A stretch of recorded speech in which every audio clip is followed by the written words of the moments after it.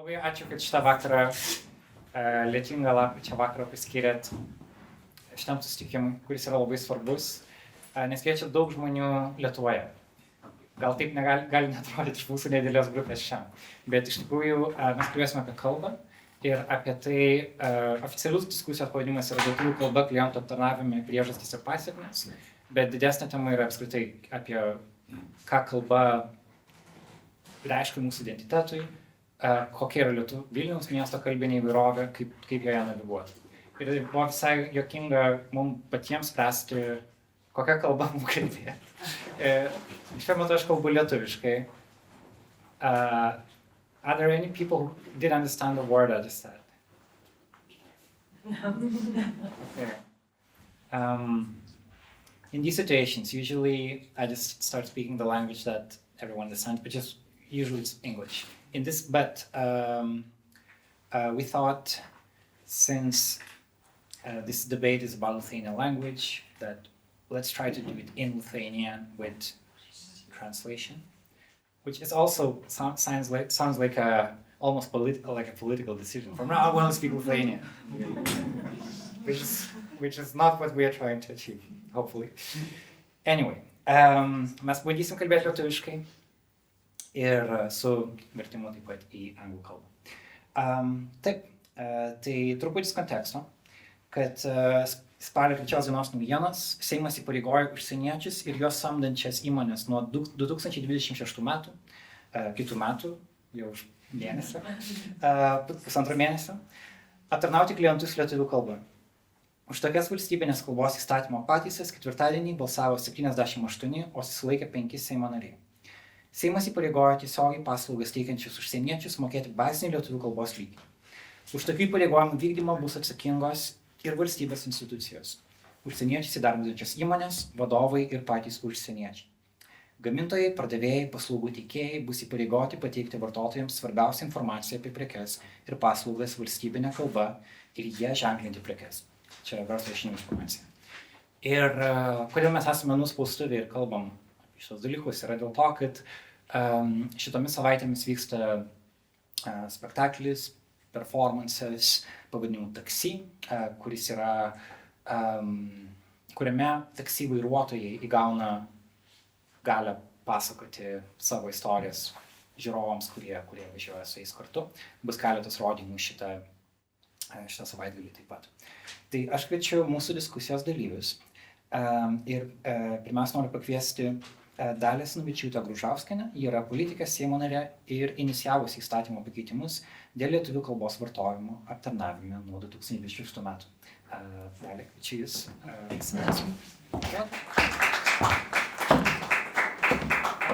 Taip pat su mumis yra daktarė Eglė Budavičienė, Vilniaus universiteto lituanistinių studijų katedros vedėja, dirbanti su lietuvių kalbos mokymais užsieniečiais.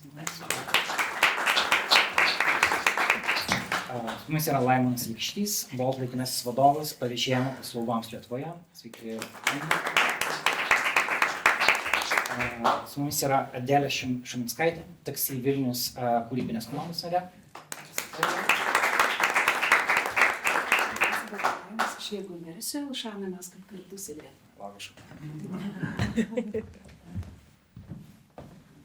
Ir su mumis yra Elšana Huseinov, Bolt vairuotojas ir Vilnietis.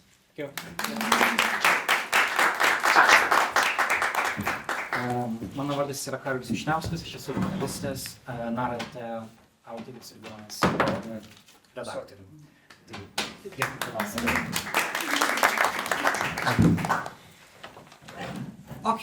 Mes diskusijai turim iki 1,5 valandos ir mes kvietėme publikos rinkusius žmonės užrašyti vieną klausimą, kurį jūs norėtumėte užduoti bet kuriam iš diskusijos dalyvių arba su kuriuo jūs ateinate čia, kurį jūs norite išsiaiškinti. Galbūt padarom taip, ar aš galiu paprašyti, tinka, can I ask for everyone to get a sticker note and a pen. Shall I put this also here? Yeah, you can put it closer. Mes klausimus galėsim išsakyti ir gyvai, žinoma, bet galbūt ne visi jaučiasi komfortabiliai kalbėdami viešai, plus viskas yra įrašinėjama, kas Atrodo, kad mes čia juokavai grupėje, bet žinai, viešas kalbėjimas yra, viešas įrašas yra viešas. Tai jeigu mes galėtumėm tiesiog prasiųsti lapukus, can we just like... Pass it? Yeah, just take one and pass, and get a pen as well for people. And whenever you have your question, just put it there on the wall, on the board, and tiesiog uždėkit ant lentos. Ir mes turėsim tos klausimus kaip tokį vieną iš mūsų diskusijos varomųjų jėgų. Okay.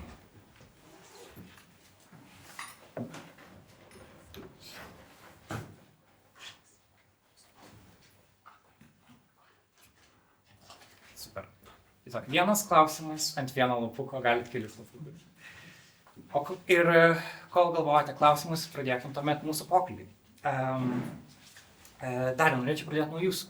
Tai kai mes kalbėjomės prieš diskusiją, jūs sakėte, tai čia bus dabar visi mane puls ir aš turėsiu gintis.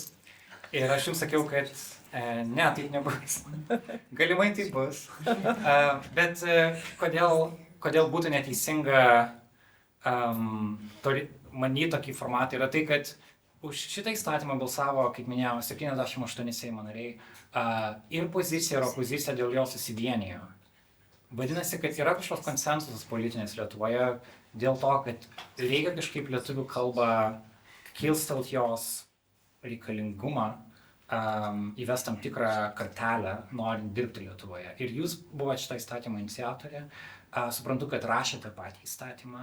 Ar galite papasakoti, kodėl jūs to ėmėtės? Tai pagalvojau, kad po sausio 1 tikriausiai ypač Bolto ofise bus mano nuotrauka ir su strėlytėm mėtis. Tai jo, gali taip daryti, aš nepyksiu, jeigu tik tai nuo to bus, aišku, visiems geriau. Bet kodėl? Aš pati gyvenau užsienyje, gyvenau Jungtinėje karalystėje nuo 2013 metų ir aš žinau, kaip jaučiasi žmonės atvykę gyventi į svetimą šalį ir žinau, kad tu jautiesi atskirtas, nepriimtinas, kad tu jautiesi ne savo vietoj ir tuomet, tu galvoji, o ką aš turiu padaryti, kad jeigu aš apsisprendžiau gyventi kitoj šaly, ką aš turiu padaryti, kad bent jau aš jausčiausi geriau toje visuomenėje. Iš vienos pusės, iš kitos pusės, jauti pagarbą tiem žmonėm, kurie tau, ar tai valstybei, kurie tau davė galimybę dirbti, užsidirbti, gyventi, leisti vaikus į mokyklą ir gauti tas, įvairius gėrius iš tos valstybės, kurioje tu, taip pat apsisprendi gyventi. Ir aš supratau, kad žmonės integruojasi per du dalykus, tai per darbą ir per kalbą. Jeigu tu randi savo darbo vietą, darbinę aplinką, tu jautiesi gerai ir jeigu tu bent dalinai moki tos valstybės kalbą, tu taip pat jautiesi gerai ir aplink tave esanti visuomenė jaučiasi gerai, nes jie, nesijaučia savo valstybei, kažkokie turintys kalbėti su tavim, neaišku kokia kalba ir neaišku kaip su tavim susišnekėti. Bet nepaisant to, aš buvau bendruomenės Jungtinėje karalystėje pirmininkė ir puikiai supratau, kad ir mūsų vaikai, mūsų ateinančios kartos dėja praranda savo tautiškumą ir praranda svarbiausia, tai yra kalbą. Ir jau antroji, trečioji kartoji lietuvių kilmės žmonės, Lietuvos Respublikos piliečiai nebekalba lietuvių kalba. Tas pats aš pajaučiau grįžus į Lietuvą, kad mūsų jaunimas, aš dabar nekalbu apie užsieniečius atvykusius į Lietuvą, bet mūsų ypatingai jaunimas, jisai tarsi, ar gėdijasi kalbėti lietuviškai ir mieliau tarpusavį pastebėjau bendrauja angliškai. Angliškai arba įterpia labai daug angliškų žodžių savo kalboje. Ir aš dažnai, kadangi esu šaulė, sausio 13 kartu su šauliais vedu mokyklose pilietiškumo pamoką ir aš pati savo pasakiau ir dažnai moksleiviams sakau, kad sau, iškelkite iššūkį kalbėti tik lietuviškai. Tik lietuviškai.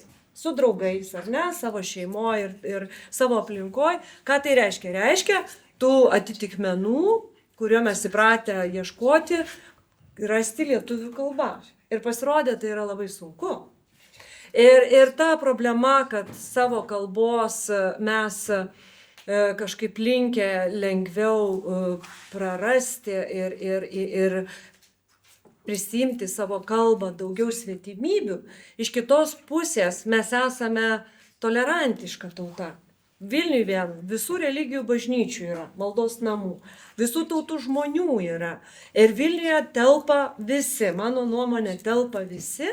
Ir mes turime tokią tendenciją, ir čia ko gero mūsų valstybės istorija, ilgų okupacijų ir nutautinimo istorija, kaip bebūtų, per 200 metų mes esam tik antrą kartą nepriklausomi ir tai yra ilgiausias laikotarpis 35 metai. Pirmasis 1918, tik tai 22 metai buvom nepriklausomi. Ir tas mūsų noras, pritapti prie kitų, ne kitiem padėti pritapti prie mūsų, bet mums pritapti prie kitų, jisai dėja yra akivaizdus. Ir dėl to man norėjusi, kadangi kaip bendruomenės pirmininkė ir diasporos atstovė, man norėjosi iš tikrųjų padėti užsienį išsaugoti lietuvių kalbą. Dėl to nuo 23 metų skiriamas ir finansavimas lituanistiniam mokyklom, tikrai padeda ir mokinių studijuojančių, besimokančių šeštadieninėse lietuviškose mokyklose užsienį daugėja kasmet. Dėka ir finansavimo, ir dėmesio, ir programų, ir vadovėlių, ir viso kito, bet iš kitos pusės, man norėjosi ir sureikšminti mūsų kalbą. Nes įstatymas, kuris įgalioja įmonės ir įstaigas aptarnauti lietuvių kalbą, jisai nuo 95 metų. Tai yra valstybinės kalbos įstatymas ir konstitucija 1992 metų, aiškiai parodo, kad mūsų valstybinė kalba yra lietuvių kalba. Įstatymas nuo 95 metų taip pat sako, kad turi, būti ne tik institucijose kalbama lietuviškai, bet ir aptarnaujama lietuvių kalba. Todėl šitas įstatymas iš principo nieko naujo. Naujo yra tai, kad yra apimamos visos verslo rūšys. Tai yra per tuos, kiek čia gaunasi, 30 metų atsirado naujų verslo rūšių, kaip platformos įvairios ar ne, kuri darbina žmonės, asmenis su vairiais verslo liudijimais ar panašiai.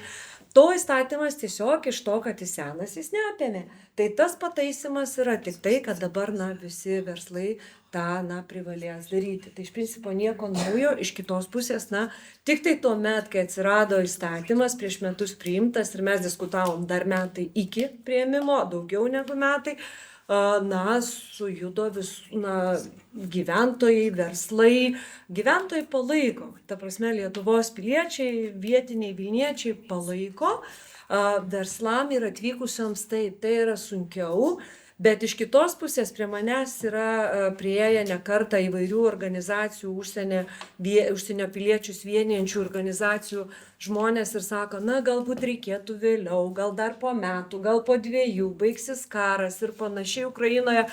Bet tada aš visada klausiu, ar nuo to, kad įsigalios 27 ar 28 metais bus paprasčiau? Vis viena, pripažinkim, viskas daroma paskutinę naktį, kaip studentam, ar ne?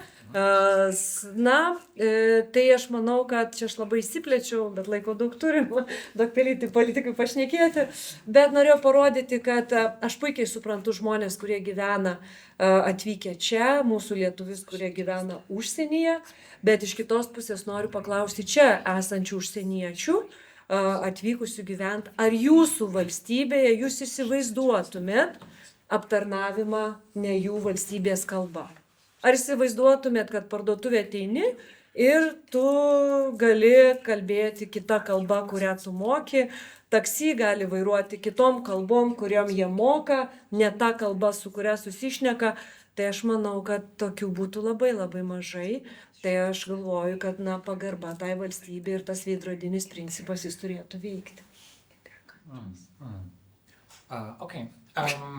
Gal, jo, matau kol kas 3 slapukai. Padarom jį daugiau. Okay? Padarom. Mano portreto nepaišykit. Taip, dėkui Jums, Dalia. Ir noriu tuomet iškart paklausti Elšano dėl kaip Jūs paveiks šis įstatymas nuo sausio 1. Ir jeigu galėtumėm išgirsti daugiau paties istoriją, galbūt santykiai su Vilniumi ir truputį daugiau konteksto irgi, manau, būtų pravartu auditorijai. Yeah, just if you could tell your story and what changes for you since 2026. Yes. All right. Yeah. Labas vakaras. Ačiū, kad atvykote čia. Ačiū, kad norite man išklausyti. But I will continue in English. I apologize in order to express myself in a true way, in an understandable way. So, my name is Elshan. My nationality is Azerbaijani. It's a long time I left my country. It's about like 16, 17 years ago. And I have been living in different countries, so I have some experience how to deal with the integration problems. So Lithuania is not the first country that I am in. So, and I am quite familiar what's going on in the country where you are moving and how you need to behave there and how to do, what to do in order to integrate in a true way. So I am quite familiar in these topics, and I have lived in Germany. I already passed one time all those stuff in Germany, like, because that was the hardest part. I didn't know anything in German language and so on, so I did it one time there.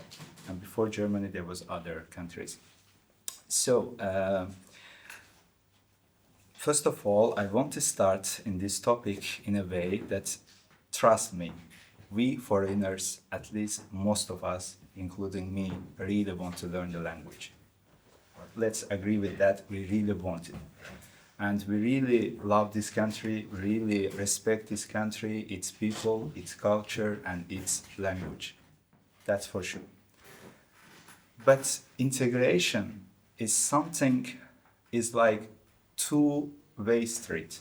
It's not just one side's problem.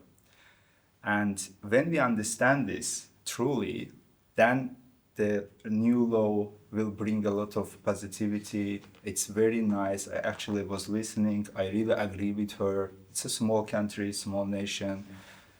Just few millions of people are using this language, and you really, as a government, as a representative of the government, you really need to do it's your job to protect your language and the country and constitution. Everything is understandable and fine.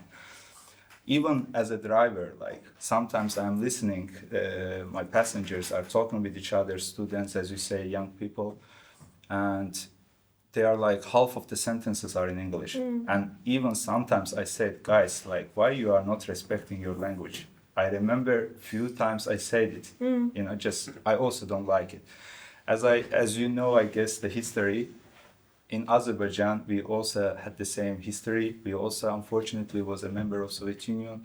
And I remember how we were dealing with the language issues in Azerbaijan. I remember in 90s, we did it a bit sooner than you, hopefully. There were like some Russian origin people and also Azerbaijanis, full-blood Azerbaijani, but they were preferring to speak in Russian language. So they didn't want to even learn it. I'm talking about immediately after the Soviet Union. So the society were like a little bit like pushing them to learn the language. I remember like even I was like a child, a few times I saw it in the bus. Someone was saying in Russian language, please stop the next stop and so on. And the driver was like not stopping and then explaining in Russian language that I'm sorry, I don't understand Russian, but he was saying it in Russian language. So in order to explain that you needed to say in my language, you know. So I'm really aware what you are talking about, what's going on in this country and so on. But let's agree with that Lithuania, unfortunately, till now couldn't fix this problem 100% even with its citizen. So like to expect a lot from the newcomers is a little bit seems unfair right now for me. And also I want to say that please don't get me wrong. I'm here not a politician, not an expert. I'm just a simple worker and a foreign resident who love this country and see Lithuania as home right now. Okay, so I'm here not to fight. I'm just expressing what I feel and what I hear from other drivers and what I see as problem. You can be maybe disagree with me or you maybe accept my arguments that I'm going to say. So to come back, it should be two-way street. So for this, we need opportunities, we need support, and we need understanding.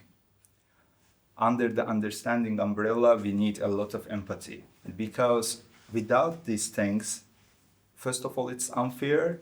Second, I think it won't work because pushing all the power on the newcomer's shoulder, like, you know, it's really easy to push all the problems on the shoulder of a courier who came from India like half a year ago.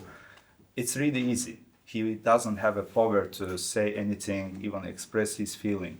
But we are European Union. I mean, I'm saying we are because I'm already in Lithuania, although I'm not citizen. So I want to see myself also part of this country because I hope and at least I'm trying to be good residents and I'm paying all my tax and I'm doing everything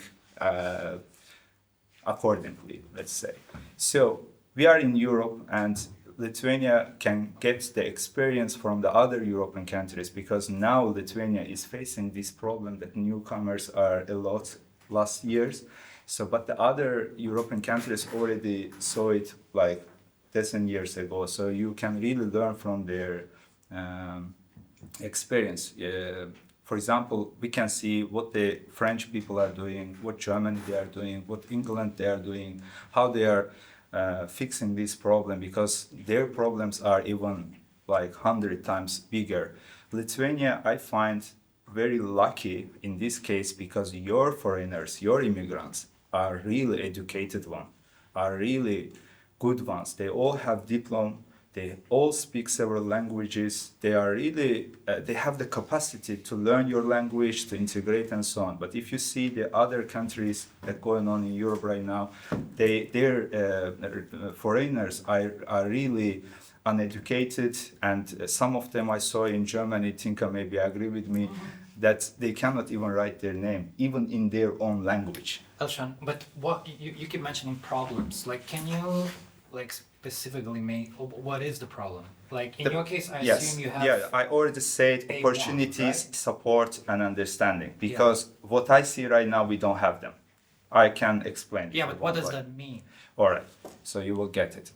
What do I mean by opportunity? Let's say, first of all, how you learn the language. You need to go to course. Yeah, first idea. But right now in Lithuania, it's really hard to find a good course. This is first. You go there and you pay a lot, which are they too expensive. Even right now in Lithuania, to learn Lithuanian is way expensive than to learn French, German, Russian, English, Italian in Lithuania, which is ridiculous. It's not our problem. We didn't make it. And it is like, again, pushing all the problem on the foreigner's shoulder and others. I don't want to emphasize who they are, but there are a lot, are trying to abuse the situation, you know.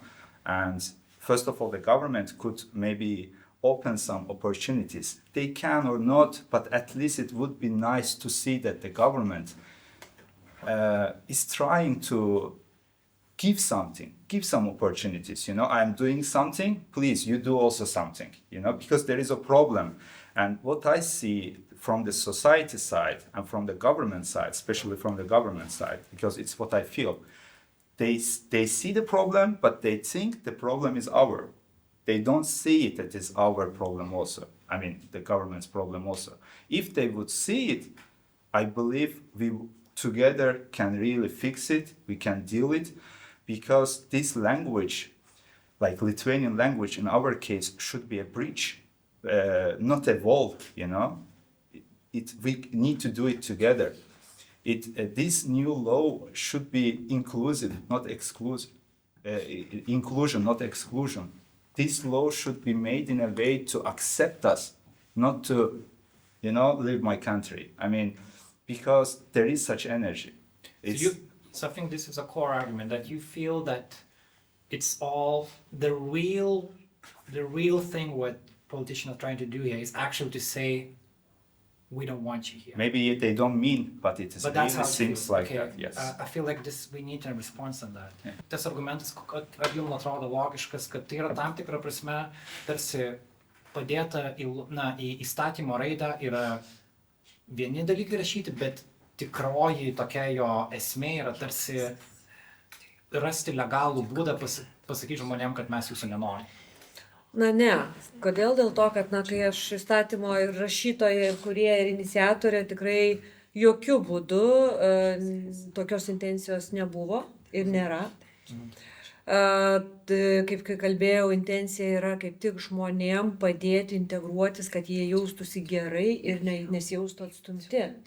Nes dabar, kas ir kalbama, žmogus jaučiasi atstumtas. Kodėl? Nes jisai nesijaučia šitos visuomenės dalimi. Nesijaučia visuomenės dalimi, nes nemoka kalbos. Ir dėl to,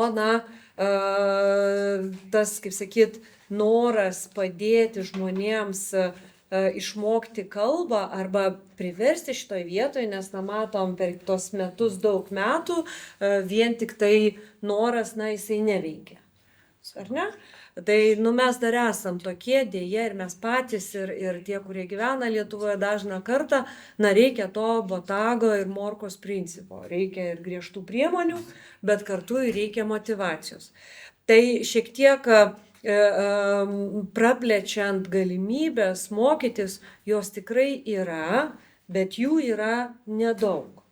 Čia yra didžiausia problema, nes Vilniaus universiteto yra atstovai, Vytauto Didžiojo universitetas, Klaipėdos, Riomerio universitetai, mes kaip tik turėjome ir pasikalbėjimą, ir atvirą Seime pasikalbėjimą apie tai, taip pat ir užimtumo tarnybą, kurie apskritai nemokamai daro lietuvių kalbos kursus. Tai tų galimybių yra ypač ukrainiečiams, kuriems apskritai buvo, dabar jau nebėra, ar ne, bet buvo porą metų apskritai nemokami kalbos kursai. Ar buvo išpildytos visos vietos? Deja, ne.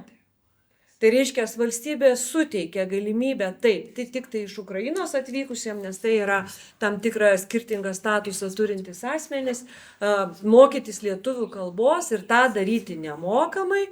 Ir kiek aš žinau, nepripildydavo nei klasių, nei tų kvotų, kurios... Čia labai įdomus, Laimonai, Eglė, dar truputį, čia labai įdomus dialogas dėliojasi. Elshan, I think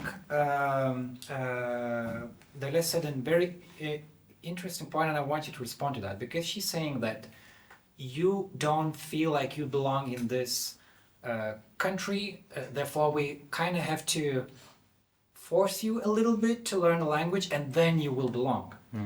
At the same time, we just heard that even those courses that the spots that were offered for Ukrainian people who came here to flee the war, and there were still empty spots. Basically, people didn't want to learn the language. And I'm thinking now, I have a lot of friends in Lithuania who are foreigners who love Vilnius. Trust me, I also.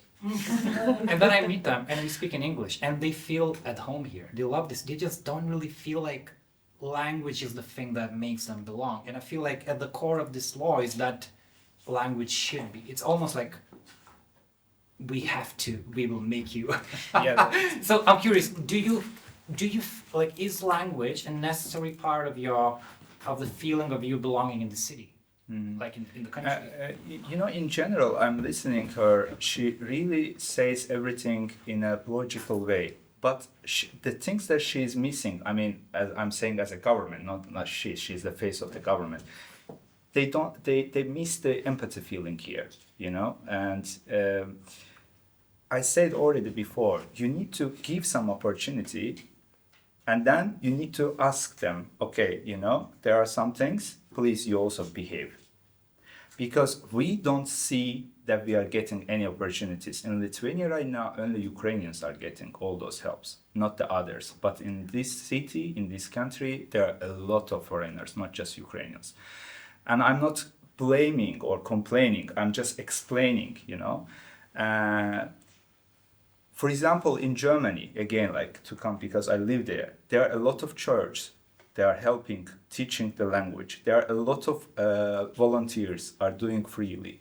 There are, like, I don't know, maybe the government forced them or they do it by themselves. I don't know, I'm not sure. But almost the middle size or the bigger companies are all giving the language course. Minimum, they pay a huge amount of the payment. And there are a lot of the neighbors, everyone are like trying to teach you. There are a lot of opportunities. If you search, you can find really a lot of things. The government, by the government sponsoring, there are a lot of lessons are made on internet, on YouTube, that you can really find the vocabularies. You can really, according to your professions, you can really learn a lot. I mean, you really feel that they are trying their best. I mean, you also have to do something, come on. Just go and learn it. And automatically the citizens, the society, have the right to tell you, well, why you don't speak my language? But here, nobody's doing anything. Everybody expecting you to do everything. I understand. I really feel empathy. I really understand them. But I want you also understand us that even, like, first of all, let's start with the Lithuanian is really hard language. Second, there is no material on YouTube, nothing. You go to course, they just read the book and translate the words. I mean, come on, we can do it on internet, you know, like seriously. Like you don't really get anything, you don't get help. It's not a teaching. Teaching is, you would maybe agree with me, teaching is a process, right? So they are saying that you are the learner, you have to learn, but come on, you're the teacher. Yeah. You know? Okay. So we don't have like, the government at least could make maybe some sites, some app, some vocabularies. I don't know, like maybe they can push a little bit the big companies that guys, you also help and so on. Like, you know, it's really easy to expect from the newcomers. As I said, they don't have power to respond. I mean, when the government, like, I would understand the government argument really, truly, if they expect from everyone, from the society also, guys, be patriot, love your language, love your country, help them, teach them, force them, you know, not to fight with them. Because you already came to that point, like one more sentences and I will finish. This law shouldn't be a punishment. Because when you give them like, hey, after the new year you need to do this, otherwise, you know, because this is a fair. It's not a motivation. And you need to motivate them. You need to give them a chance, opportunities. And then, because for adult people to learn a new language is really a tough stuff, you know, it's not easy thing. And everybody's speed is different. Because you are working full time and you go home, you have your family, personal stuff, and you have really limited time to learn something. And it really affects on the speed, you know. And I believe for those who really came 10 years ago and so on, maybe for them it's fine. But there are a lot of people who came just, you know, like a few months ago or something. They didn't even know that they have to learn and so on.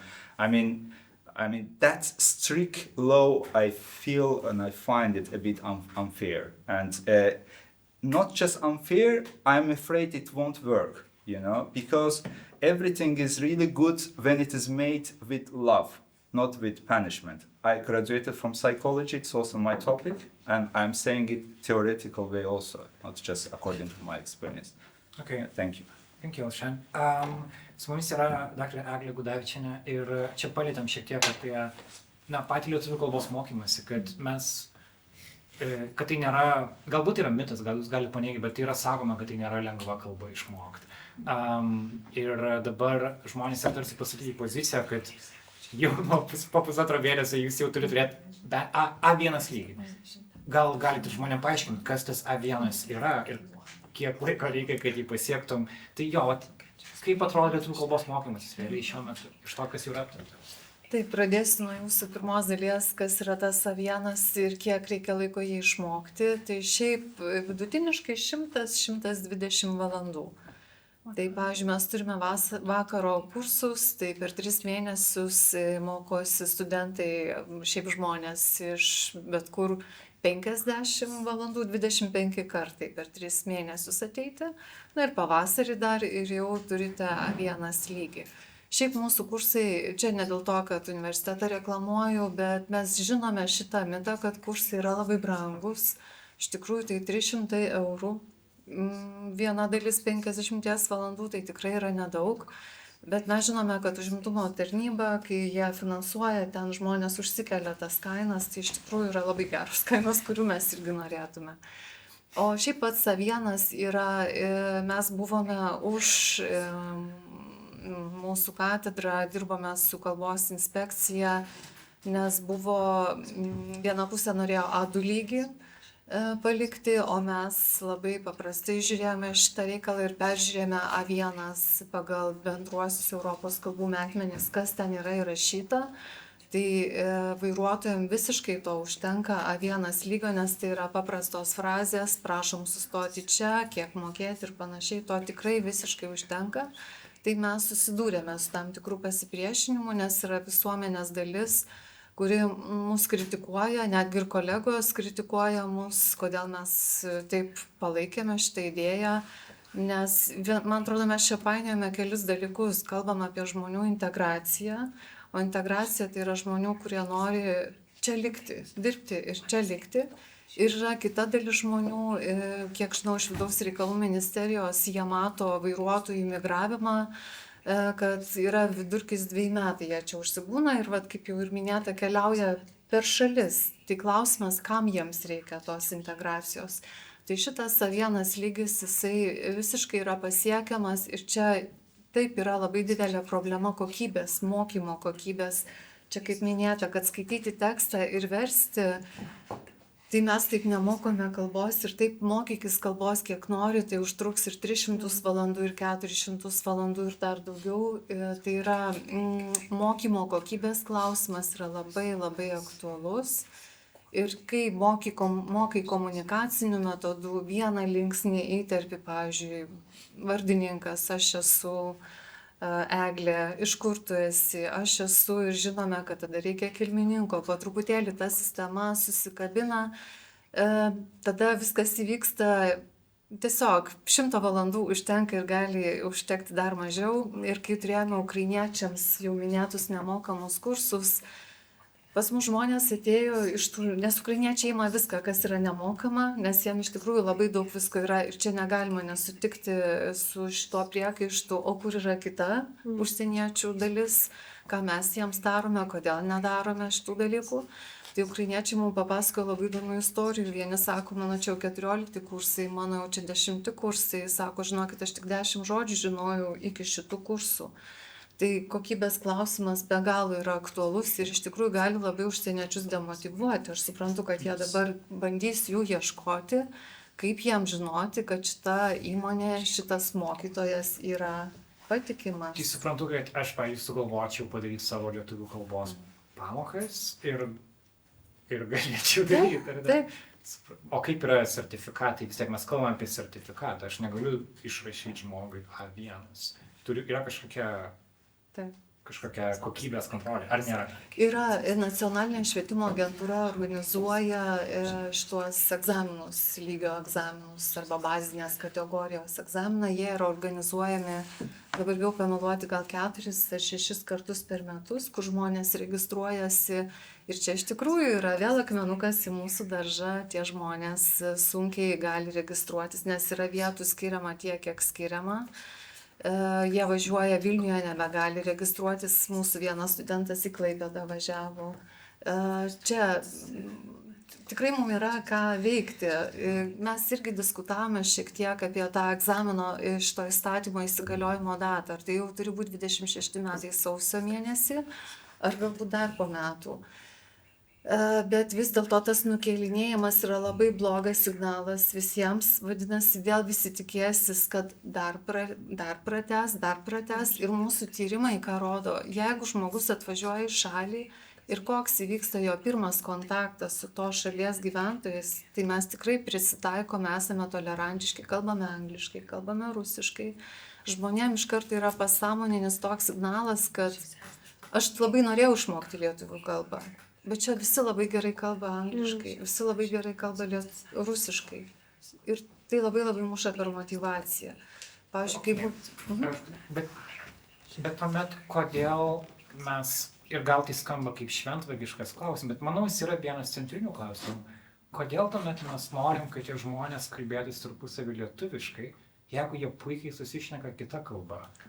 Ar dėl to, kad jie yra Lietuvos teritorijoje, ar mes tikimės, kad jie... Vadinasi, yra kažkas, galbūt jie laikosi įstatymų, jie turi lietuvių draugų, jie myli Vilnių, bet jie kalba angliškai arba rusiškai. Kodėl tai yra problema? Jeigu aš galiu trumpai, ne, bet mes nekalbam, kad tai yra problema. Problema, ne, iš tikrųjų... Labai toks jaučiama nuostata, jog šitas įstatymas jis reguliuos ir asmenų tarpusavę bendravimą, ar ne, gatvėje kokią kalbą tu girdi, jokių būdų. Konstitucija sako, kad tautinės mažumos turi teisę puoselėti savo kalbą, kultūrą, religiją ir taip toliau, ir taip toliau. Tai yra taip, kaip jūs kalbat su savo draugais, ar ne? Kaip jūs kalbat šeimoje, kaip jūs kalbat kažkokioj privačioj aplinkoj, jūsų absoliučiai reikalas. Ir to negali niekas reguliuoti. Tai yra tarptautinė teisė, tai yra tarptautinės konvencijos ir to negali priversti niekas. Mes kalbam tik tai apie mažą sritį, tai yra aptarnavimą. Tai yra, jeigu aš ateinu į parduotuvę arba į kavinę ir, pavyzdžiui, jauni žmonės, jiegi nemoka rusų kalbos. Ir jiem ateina ir aptarnauja rusų kalbą. Tai kur jų teisė gauti paslaugą valstybinę kalbą, kurią supranta? Vyresnio amžiaus žmonės nebesupranta anglų kalbos.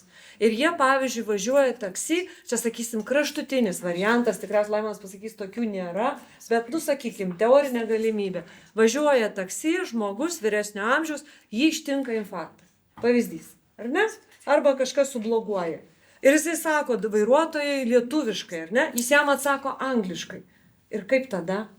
Tai čia jau ir, aš manyčiau, yra pavojingumas šiks toks, kelyje gali atsitikti nelaimė ir kas tada už tai atsakingas bus? Ar vairuotojas, kuris neprivalo mokėti kalbos ir jisai atsiduria labai tokioj blogoj situacijai, ar darbdavys, arba platformos, sakysim, suteikėjas, kuris, irgi tarsi neatsakingas. Tai čia kalba eina apie tą, labai siaurą sritį, kur žmogus, turi A1, ką ir jūs pasakėte, nėra raketų mokslas, ar ne? Tai yra elementarūs dalykai, kad susišnekėti su klientu, jeigu jam reikia kažkokių žinių, jam reikia kažkokių, sako, man reikia sustoti čia. Ar ne? Taip. Ir ką tu padarysi? Ir veža kažkur. Tai ką jis ten skėščios rankom, daužys per galvą vairuotojai, ką darys? Tai čia tiesiog tą reikia atskirti. Ir dėl to kartais atrodo, kad jum atrodo, kad čia dabar jūs privalėsit kalbėti tik lietuviškai. Ne. Jūs privalėsit aptarnauti savo klientą, jeigu jam to reikės, elementaria bazinė lietuvių kalba. Viskas. Ar to mes kažkaip atrodo, kad čia yra milžiniška bausmė? Aš nemanau. Aš noriu dar suteikti žodį mūsų kitiems svečiams Laimonui ir taip pat su mumis yra Adelė, kuri nėra tik vertėja. Ačiū. Laimonai, iš tikrųjų, kaip šitas įstatymas paveiks Bolt įmonę, kuri, reikia pripažinti, kad Bolt tapo daugiau negu tik verslu Lietuvoje, tai tapo ir tam tikrų kultūrinių fenomenų ir tai yra vieta, kur didelė dalis mūsų galbūt tiesiog dažniau sutinka užsieniečius Lietuvoje. Tiesiog tai yra vieta, kur žmonės susitinka. Dėl to jūsų įmonė yra daugiau negu tik verslas. Ji yra ir tam tikra kultūrinė terpė. Ir kas jums keičiasi nuo kitų metų? Įdomu, iš tikrųjų, kaip keisis, dar net ir šiek tiek vienok atrodo anksti tai sakyti. Pirmiausia dėl to, kad jau ir nuo sausio 1 įsigaliojo įstatymas, bet, nežinau, patikslins, bet lyg dar nėra patvirtinta galutiniai bus, tikėkimės. Reikalavimai, tai vat irgi tą kūrė tokį nežinomybę, vat, ir vairuotojus iš svetimų šalių. Čia patikslinkim žmonėm, tai įstatymas yra priimtas, bet jo detalės nėra priimtas. Įstatymas nenumato ir nenurodo tokių jau poįstatyminiais, kas aktais eina, koks lygis ir panašiai. Tai yra vyriausybės sprendimas, pateikta vyriausybei, tai čia apsisuktų ir tą biurokratinį ratą. Bet aš tikiu, kad apsisuks. Tai nemažai neštumo ir vis tiek žmonės natūraliai laukia, tai kas čia bus, ar čia bus A1 ar A2, nors kaip ir žino, kad šis įstatymas priimtas, bet elgiasi. Tai dėl A1 dar nėra nuspręsta? Dar nėra nuspręsta, bet tikėtina, kad greitai bus. Tai ir tada matysim, kaip tai keisis, nes irgi čia buvo daug, iš tikrųjų malonu girdėti daug argumentų, kuriuos mes irgi girdim iš savo partnerių, kurie naudojasi mūsų platformą, užsakėm tai apie kalbos sunkumus, mes ir su ukrainiečiais taip pat bendradarbiavom ir jie taip pat bandė mokytis, taip pat įdomu, buvo išgirsti, jie susidūrė iš tikrųjų, kad jiems sunku. Buvo didelis noras mokytis, bet galiausiai tie, kurie baigė tuos kursus, buvo pakankamai mažas skaičius. Ne dėl to, kad jie nenorėjo, bet jie susidūrė su kitom kliūtim. Kur dabar atsiras tie žmonės su įstatymu, vėl įdomu, ką girdžiu ir kaip platformos atrodo, tai šiek tiek siauriau negu buvo visa plati diskusija. Tai yra laikas, ar ne, esamiems pavežėjams, partneriams, ar ne, per kiek laiko jie dabar galės pasiruošti, kiek jiems bus duota, ar tai po mėnesio ir jau yra įstatymas ir tikrai kažką atneš kažkokį, ar tu dar kažką turi laiko pasiruošti tuos 3 mėnesius, mes girdim ir 5 mėnesius, kalbos mokyklos skiriasi. Kitas klausimas yra tie, kurie atvažiuoja iš karto, jau jie kaip ir tada turėtų turėti tą kalbos mokėjimus, bet tada kaip ir yra sunku mokėti, nes tu neturi tos praktikos. Tas vėl kūrė tokius barjerus, ta integracija ta tokia sunkesnė. Bendrai be abejo taip suprantam ir matom tą poreikį ir Lietuvoje, ir kitose šalyse kalbai. Aišku, labai paprastai tai tikrai 99% neturi skundų dėl kalbos. Jei turi skundų, tai dažniausiai tai būna skunda dėl rusų kalbos. Ir tai dar klausimas, ar tai yra nesusikalbėjimo ar kitos, aš nesileisiu galbūt toliau, bet tai tokie klausimai, kurie irgi angliškai beveik niekad neturim didesnių skundų. Ir jo, čia dar kaip bus labiau tas proporcingumo klausimas ir mes kiek irgi girdėjom, A1 iš tikrųjų yra tas pakankamai ir kas atsiranda dar, aš galiu kalbėti tik tai apie pavėžėjimą, ar ne? Tai yra bendradarbiavimas sustoti čia, paleisti ar nepaimti, ar tikrai jam reikia rašyti, nežinau, nosinės rašybos egzaminą laikyti ir tas egzaminas nėra pritaikytas, kad tu galėtum užsiimti veiklą, ar ne? Ar tikrai reikalinga, tai tokie klausimai, kurie gali komplikuoti šiek tiek situaciją. Eglės trumpas komentaras. Taip, aš tik labai galiu pasakyti, kad A1 nekalbama, netgi nereikia teisingų galūnių, apie rašybą nėra kalbos, tai yra frazės. Ir jeigu aš pasakysiu, kad aš esu iš Vokietija, viskas yra gerai A1. A1 nėra gramatikos reikalavimo. Čia irgi iš to nežinojimo mes labai įsivaizduojam, kad tai yra labai labai sudėtinga, bet ten paprasčiau. Kaip žmonės publika? Viskas aišku dabar. Viskas aišku. Ramiau pasidarė. Ne, tikrai. Dar blogiau. Ne, tiesiog čia jūs motyvuojate. Bet jūs jau pradėjote, pasakykit. Jo, tai iš pradžių jau kalbant apie emocijas, buvo smagu jūsų klausytis, nes jūs atstovaujat galią čia, ar ne, šitoje vietoje. Mes visi kaip ir galios arba įgyvendintojai, arba jos gavėjai, o paskui labai liūdna pasidarė. Nes man tas klausimas buvo, jeigu jūs net dabar, aš sakau jūs, ne, jūs reprezentuojate, sakot, kad dar neaiškus reikalavimai, o už poros mėnesių, tai jūs žinot, kad biurokratinis aparatas taip greit neapsisuka, ne? Tai kam daryti tuos datas, kur jūs jau žinot, kad jos negalios Ir jau viskas aišku, kad sausio 1 net norėdamas žmogus negalės laikytis įstatymo, nes tiesiog net neaišku, ką tas įstatymas atsibrėžia. Tai man truputėlį šitą vietą... Jo, išgirskim, kol kas palaukiam atsakymo galimybės. Aha, čia buvo Marija ir Dom. Norėjau visokių pastabų labai įvairių. Pati esu prancūzė labai ilgą laiką, čia gyvenu ir kalbu. Čia trumpai, jeigu galiu pastabų. Taip. Čia, kaip pasakyti, tikrai, kai darėsi iš ES, kai eini, tu neprivalai net turėti tą leidimą gyventi ir mokėti kalbą. Ir kai tu eini į migracijos skyrių, net nėra jokio sąrašo, kur tu galėtum mokytis tos kalbos. Pavyzdžiui, vairuotojas pateikė Vokietijos pavyzdį, Prancūzijos pavyzdį yra tas pats. Yra merijos savivaldybė suteikė galimybę nemokamai bent pradžia A1 lygio mokytis tos kalbos. Tikrai nėra iš Lietuvos. Aš išmokiau, aš sumokėjau, aš ėjau į VU, bet nėra, tikrai mažai labai kursų užsieniečiams. Pavyzdžiui, net dabar Prancūzų institutas, kuris skirtas mokytis prancūzų kalbos, siūlo lietuvių kalbos kursus, nes yra paklausta, kas antras, kas trečias postas Facebooko grupė Foreigners in Vilnius, Foreigners in Lithuania yra apie tai, kur man mokytis kalbos. Nėra jokios sistemos. Taip, bet yra... Nėra jokios.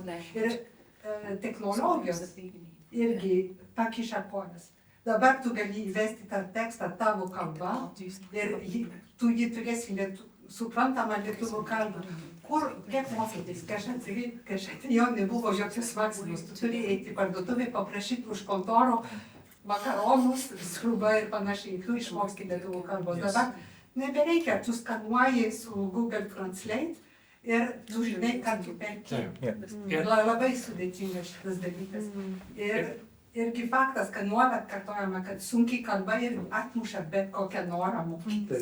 Ir čia paradoksas. Tai va, pirmą kartą gali užsienietis girdi, kai jis atvyksta į Lietuvą, mano kalba yra sunkiai kalba. Ir vis tiek jinai yra konkrečiai, kad tu gali mokyti. Bet kaip įdomu, kad, sakai, kas atrodytų eina pagal tą įstatymo siekį, kad labai gerai visi nori mokytis lietuvių kalbos, o iš tikrųjų jie nori, nes jie žino, kad jie bus blogai galės. Ir tada gaunasi, kad ta kalba tampa bausme. Ne, kai tu nori ilgalaikį leidimą gyventi, net nežino, ar taikomas ES piliečiams, tu privalai laikyti egzaminą, nežinau, gal B1 kalbos. Yra daugybė užsieniečių, kurie neprašo tos ilgalaikį leidimą gyventi, nes jie nekalba, jie nesimoko tos kalbos. Ir jie visą laiką kas 5 metai, vietoj 10 metų. Okay, aš klausimų paskui, kai bus dar turėsiu, bet aš vieną esminę pastabą, kokią šitas įstatymas turi esminę klaidą, kurią akcentavo, atsiprašau, pamiršau vardą.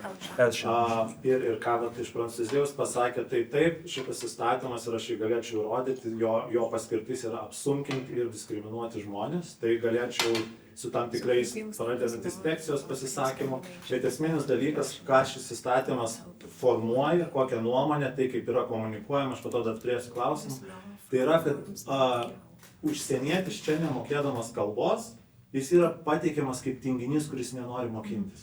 Ir čia yra esminė problema, nes aš, kaip pavyzdžiui, gyvenęs skirtingose šalyse ir dirbęs tuos pačius nekvalifikuotus darbus, kai taipogi pasakyti 300 eurų nėra maža pinigų suma, ypač dabar žinant Vilniuje.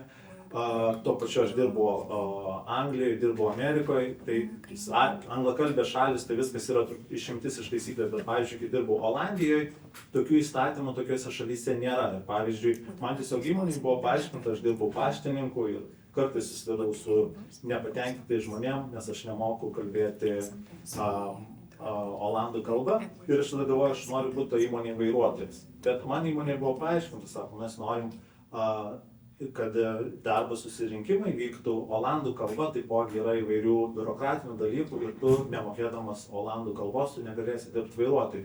Tam nereikia kažkokių biurokratinių priedangų, kur ten, mes žinom, valotros pasisakymus, inspekcijos kažkokius, tiesiog užtenka žinot, kad reikia mokėti kalbą ir pateikti pagrindinį dalyką, kad kalbos nemokėjimas pirmiausia tai yra minusas tam žmogui, kuris yra toje šalyje. Ir jeigu kalbą tu galėtum išmokti platai, visi mokėtų kalbą, bet mes žinome, kad kai tu pradedi mokintis kalbos, kaip ir čia buvo akcentuota, kad galbūt vairuotojams reikėtų kitokių kursų, tai tuomet ir man atrodo prasideda pagrindinė problema. Okay. Ar turbūt reikia tik tas atsakyti, nes buvo vis tiek daug kritikos įstatymui, kaip galėtumėte ją atsakyti? Iš tikrųjų, turiu pripažinti, ir čia absoliučiai yra tiesa, ir to niekada ir per viešąją spaudą, ir kaip tik kritikuoju jo įgyvendinimą, nes atsitiko taip, kad priėmėm ir keitėsi politinė sankloda, ar ne, aš esu iš opozicijos dabar, ir metai pasiruošimo, jie realiai nuėjo veltui.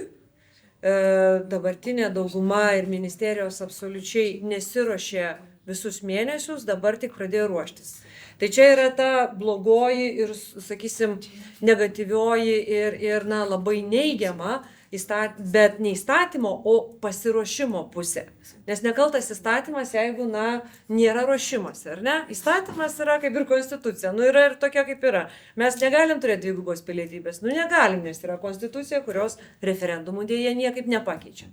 Tai įstatymo raidė yra tokia, kokia yra, jo įgyvendinimas tikrai šlubuojantis. Bet aš galvoju ir žinant tą visą mūsų politinę sistemą ir kaip sukasi biurokratiniai varžtai visi ir mechanizmai, aš manau, kad taip įstatymas įsigalioja nuo sausio mėnesio ir to jau greičiausiai nebepakeis dėl to, kad čia irgi reikės per Seimą praeiti ilgą procedūrą. Tai to, ko gero, jau nebepasikeis, jis įsigalios, bet suprantant, jog tam nebuvo tinkamai pasiruošta, tikrai niekas nebaus nei įmonių, nei žmonių iš karto. Dabar jūs minėjot Volodką ir Valstybinę kalbos inspekciją. Ir kažkodėl taip, jis šneka daug ir pasako daug dalykų, už ką gavo papeikimą neseniai iš kultūros ministro buvusio. Bet kalbos inspekcija per 10 metų nėra nubaudusi nei vienos įmonės ir įstaigos. Netiesa, jūs klaidinat žmonės šito pasakymą. Visų pirma, įmonė dabar turėjo nukabinti iškabą. Antras dalykas yra, aš žinau įmonė ir turiu vėlgi įrodymus, kur tiesiog daugelis įmonių yra nenubausta, ne todėl, kad jie yra inspekcija gera ir nebaudžia, o dėl to, nes nežinau, ar jūs žinot, kaip yra atsiunčiama bauda už tam tikrus kalbos pažeidimus. Bet ar jūs žinote? Ne, aš tikrai nežinau, nes aš nebuvau pažeidusi. Bauda lygiai taip pat tokiu pačiu principu administracinis teisės pažeidimas, kaip ir ne vietoj pastačius automobilį. Įmonė gauna tokią baudą oficialų ir tu net daugelis įmonių net negali skųsti ir jie yra nusiteikę, nes tau reiškia, kad reikės tau veltis į teismus ir taip toliau. Ir tad sakyti, kad yra nebaudžiama, tai nereiškia, kad žmonės negauna papeikimų ir tai nėra gąsdinami žmonės. Tiesiog nereikėtų klaidinti, nes aš žinau bent 2 barus, kur tiesiog ateina, pamato anglišką meniu ir tau po kelių dienų ateina skundas su bauda, jeigu nebus ištaisyta lygiai tokia pat, kaip ateitų gavus už greičio pažeidimą. Tai va, ką jūs pasakėt, bauda, jeigu nebus ištaisyta. Tai yra duodamas laikas pasitaisyti, ištaisyti neatitikimus su konstitucija ir su įstatymu ir tuomet, jeigu neištaisoma, bauda skiriama. Bet kiek aš vasarą kalbėjau su inspekcija, bauda nėra skiriama. Už kalbos klaidas bauda. Tada tuomet, jeigu jūs priimat tokį įstatymą, kuris dabar yra, įvardinkit kokią dar šalį, ar Lietuva yra vienintelė ir unikali, kurioje egzistuotų toks įstatymas, nes jūs sakot, apima nedidelę grupę žmonių, tik pavėžėjus, bet tai apima to pačiu, kai buvo ir žinių radijo kalbėjai verslo atstovai, padavėjai.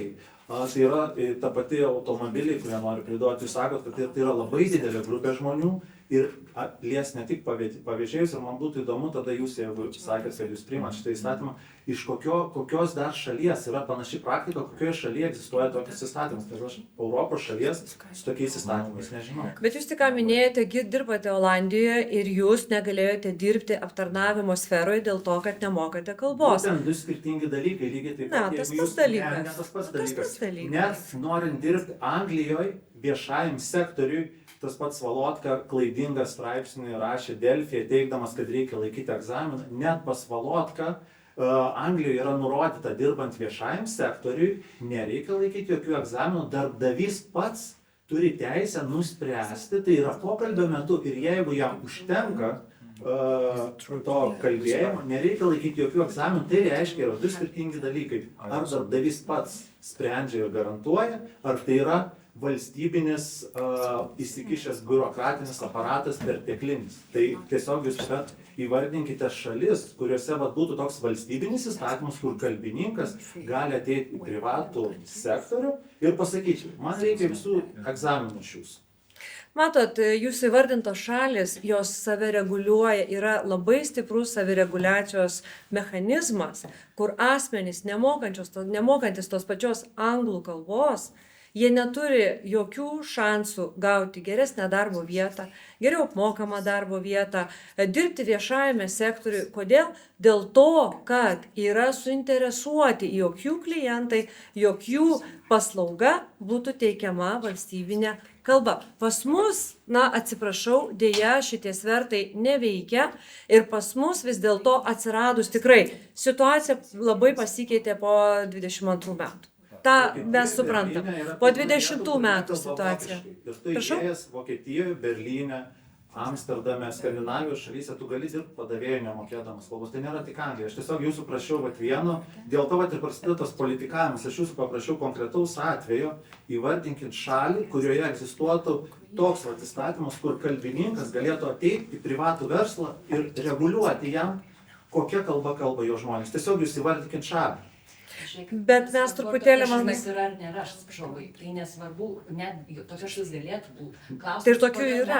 Kodėl mes tai darom?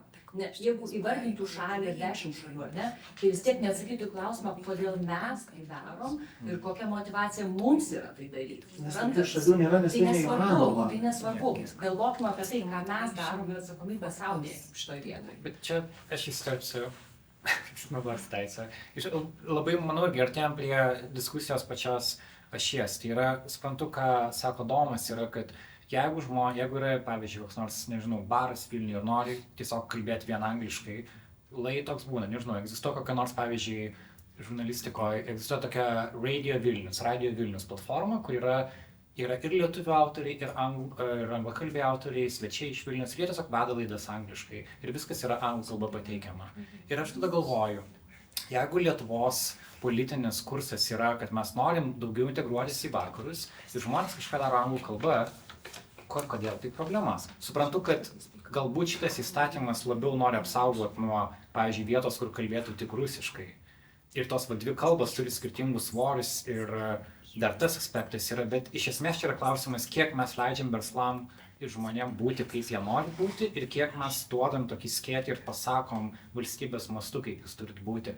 Ir kažkaip iš jūsų dalio tarsi skambėjo, kad tos šalys gali nuspręsti pačios, bet mes kaip ir nelabai galim.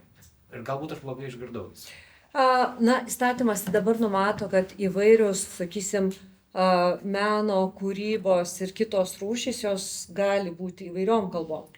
Tai čia vėlgi mes jau einam į tą bendrą tokį visą įstatymą, kuris galioja nuo 95 metų ir visos nuostatos keistos labai nežymiai.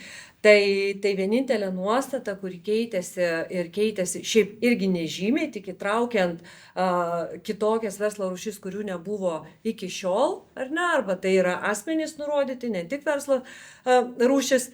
Ir iš principo jis nei kiek nepasikeitė. Ir klausimas tada, kodėl būtent dabar, kai ateina nuostatos įgyvendinimas, kad ir privatus asmenys, kurie teikia paslaugą arba parduoda prekę, jie turėtų mokėti bent jau A1 lygių lietuvių kalbą. Mes dabar aš iš jūsų girdžiu tokius labai nusistebėjimus ir pasipiktinimus. Bet tai nėra naujiena. Tai nėra naujiena. Ir dabar man tik tai... Tai, kad tai nėra naujiena, neatsako, kodėl to reikia. O aš noriu tada paklausti, o mes tada galvojam, kad lietuvių kalba yra tiek nereikšminga, kad padaryti meniu lietuvių kalba yra labai sudėtinga.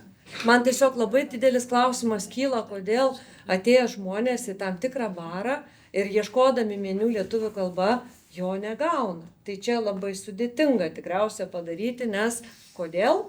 Bet tada tarsi logika būtų, kad žmogus ateina į tą barą, pamato, kad jis nesupranta to meniu, jis ateina į kitą barą. Bet mes gyvenam valstybė, o jūs, pavyzdžiui, Jungtinėje karalystėje matėt kavinių, kur nebūtų angliškas meniu? Taip. Aš nemačiau. Lygiai taip pat vienas iš... Net lietuviškose kavinėse lietuvių ir anglų kalbom. Gedimino prospektą ir nerado meniu anglų kalba, kur aš paskui pats perėjau ir aš neradau kavinės, kurioje nebūtų lietuvių kalbos. Ir aš tiesiog nenoriu išsiplėsti, užduoti tiesiog paskutinį klausimą aš jums turiu. Jūs visose laidose, ten kur kalbėjot, nes aš perklausiau visus jūsų interviu ir jūs kalbat apie kalbos vertinimą, ten, kad reikia pagarba ir taip toliau. Tiesiog paprastas dalykas, žiūrėkit. Nes aš pastebėjau iš mano asmeninės patirties žmonės, kurie neša tokius įstatymus, dažniausiai kalba apie kalbos saugojimą, bet patys, kai paklausi konkrečiai, negali įvardinti. Jūs savo straipsnėje LRT naujame įvardinote, kad Vydūnas sakė, jog kalba yra kaip gali būti tautos vėliava.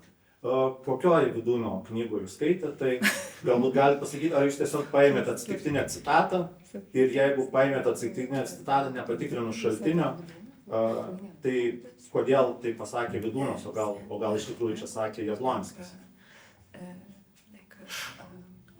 Ir dabar noriu jūsų paklausti, jeigu jūs norite egzaminuoti mano vidurinės mokyklos žinias, tai jūs galite tą daryti, bet manau tikslas yra ne tas.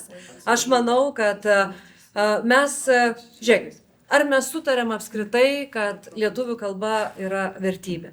Žiūrėkit, jūs apsukat klausimą, visų pirma, Vydūnas net nelabai yra, daug raštų nėra įtraukti. Aš tiesiog, jūs cituojat, nes esmė tame lygiai taip pat buvo su Antanaičiu, su Valotka, jie cituoja neva, bet tada tu jo pradedi klausti ir jie tada pradeda politikuoti. Mano principas visą šitą dėl to, aš galbūt įsikarščiuoju, nes man atrodo, kad tokių įstatymų žmonės, kaip ir įvardė problemą, jūs norit saugot kalbą, bet jūs tiesiog nesidomėt, jūs turbūt net nežinot faktą, kad kalbą išmokti, ir tai yra senos studijos, kad kalbą išmokti iki 18 metų yra paprasta, nuo 18 ar tiksliai metų, su kiekvienais metais išmokti kalbą darosi vis sunkiau, o kai kuriems žmonėms labai sunkiai pasiekiama. Ir dar jeigu mes turim stadiją, kai žmonės pabėgė nuo karo, žmonės esantys socialinė atskirtis, susidaro labai daug faktorių. Tomai, supratom ir nenoriu visą laiką atimti, nes mes turim panelistą, kurios dar ir šalais prašojo dalį. Aš perduodu savo laiką Aušanui. Taip. Ačiū. Man reikia. First of all, I just want to emphasize again who doesn't know the law. Like either way, in Lithuania, if you are living like several years, like I guess like 5 years, you need to get the permanent residence, and for this you need to get the state language, which is like quite normal level of the language. So those who are living here till 5 years, only they have these problems. Okay, either way, like after several years, you need it to like with the last law, pass the exams and so. Even if she said that for sure it will be after the new year accepted and so on, okay, that we like it or not, it's what it is, and we have to accept it. And but there is a real main problem that we didn't talk about it. Like there is a representative from Bolt. Thank you for coming. If I'm mistaken, he can correct me. Because right now I am taking like people, they are asking us, so we hear that there is a law and blah blah. We every day talk about this law with the passengers. And what I feel and what I hear and see, they believe, like most of them, that after the new year we will speak Lithuanian better than they do. And it is a problem. What they will do, they will smile to me, but they will write the complaint to the Bolt. Your Vairuotoja didn't know the language enough, but they cannot control what level I know, what level I didn't. So he can correct me if I'm wrong. 2 person, if wrote, he will block my account. But I'm earning money, and almost like 80% statistically immigrants who are working in Bolt, they married to Lithuanian citizens.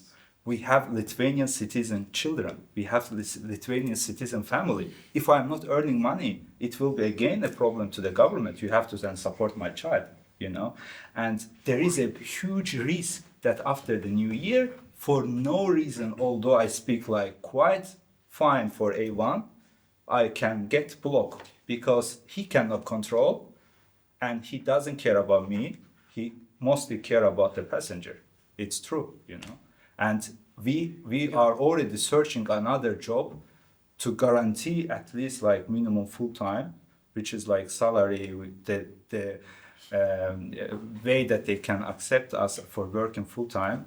Their salary is really low because we are not Lithuanian and it's not enough. So we can maybe work extra time for Bolt. And I don't know, like who can find it, who can know it. I will ask him after the meeting that please at least accept me in the office like for Bolt because I'm really afraid. I'm really afraid to not to earn anything after New Year because I know Lithuanian. I know a lot of people, I don't know how media shared this law. Most of them got it wrongly. They think we will believe like fluently after New Year. So you are saying that now people who already don't like that there are so many foreign drivers, they finally have a reason to complain. Exactly. Now they don't have a reason, and now they say, okay, there is this new law. Because now they are finally telling me, we are waiting, complain. you know, the young And because January. Bolt, technically, Bolt doesn't employ their drivers. You are all like quote Yes, unquote online, freelancers. yes, You exactly. have no security. You're just working for an app. So technically, you don't give language courses, even though, like, perėsiu lietuvių kalbą. Ar Boltas, pavyzdžiui, turi planą, kaip užsakyti lietuvių kalbos kursus savo vairuotojams? Ačiū, pabandysiu sureaguoti.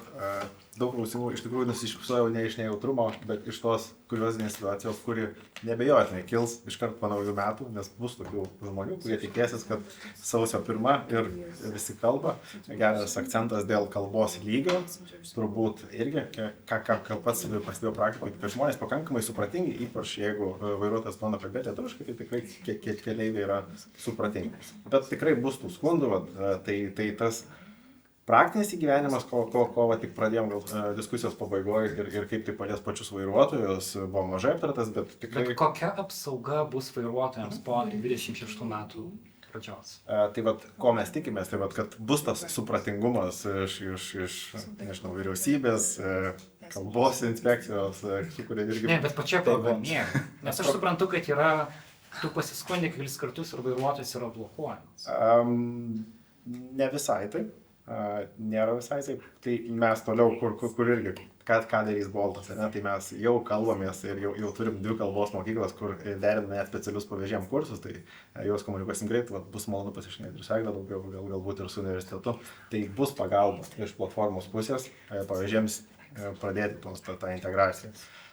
Mes tikrai nesam, jeigu kalbėjau tai fiziškai, techniškai žodžiu, nėra mūsų tikslas blokuoti ar ne prieigą prie platformos, nes savo, kad nerūpia pavėžėjai, bet jeigu nėra pavėžėjų mūsų platformoje, tai nėra vairuotojų, nes nėra kam vežti. Tai visą laiką mes stengiamės balansuoti ir tai norim, kad žmonės turėtų tą galimybę važiuoti, o tam reikia vairuotojų.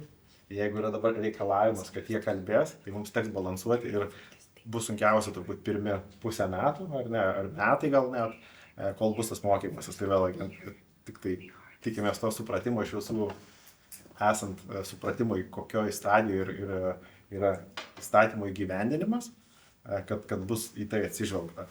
Kad jis bus tas vienas, tai čia, kaip ir sakė, norim, nenorim, mažai ką tai daro. O dėl įdarbinimo tiesiog šiandien yra toks reguliavimas, čia nebuvo sprendimas. Okay, ar galėčiau paprašyti gauti lapukus? Aš noriu juos perskaityti. Ir... I bring it to you, huh? Okay. Aš perskaitysiu tokia kalba, kokia parašyta. Is increasing... Paprašysiu pagalbos, kas rašė šitą. Yeah, sorry. It's my problem. It's me, not the first one. Anonimas. For me, it's interesting if increasing the entry barriers to the labor market, is it very forward-looking in terms and times of labor shortages? So I look to this more from a business perspective, and I see. Yeah, there's a risk that it's going to be a problem for businesses. Oh, again, For sure. what do you think? Yes, there will be definitely one. We discussed this example in Latvia, which has quite high requirement. I believe it's B1 or what not. But maybe that can sound, from regulatory perspective or from national perspective, quite admirable. But what they're facing a stagnant market, and they're looking for examples for other EU countries. Lithuania being one of the examples. How do we introduce higher regulations, to the market, or do we, loosen them? So it's definitely a balance between many of the industries. But your questions cannot be answered. Whenever we do introduce any of the barriers, we stricken the market, and it definitely does produce a lesser output for the wider society in terms of taxes, availability. And we do need people, because now we had regulatory changes in the beginning of this year, which introduced the requirement for EU, NATO, or EU countries driving license requirement. That will already cut, the percentage of people, drivers in half, for example, already, and that was also a reaction, from the society. This, regulation was basically a reaction, to the society, in the influx of the war of Ukrainians, other nationalities. And what do we see? That the local people are not that willing to take, for example, being a driver on that rate that there's a demand from the riders in the market. So it will be hard, and this is just one probably market that we can take an example. And as some of you said, there are other industries where we need people, and we should find means, to help them be within the market. Dėkui, Laimonai. Dar ir jūs noriu klausti, ar yra rizika, kad įvedus šitą barjerą, kad dalis darbuotojų perės į kitas šalis, o Lietuvai tų darbuotojų reikia, kaip sako pavėžėjais, kaip ir norėtumėm, kad pavėžėjai kalbėtų lietuviškai, bet patys tais pavėžėjais nenorim dirbti. Tai ar nėra taip, kad atsisuks prieš mus įstatymais? Pamatysime, nes aišku, verslas visada sakys, jog tai bus kliūtis ir sudėtingumas ir mums tai trūksta darbo jėgos, ar ne.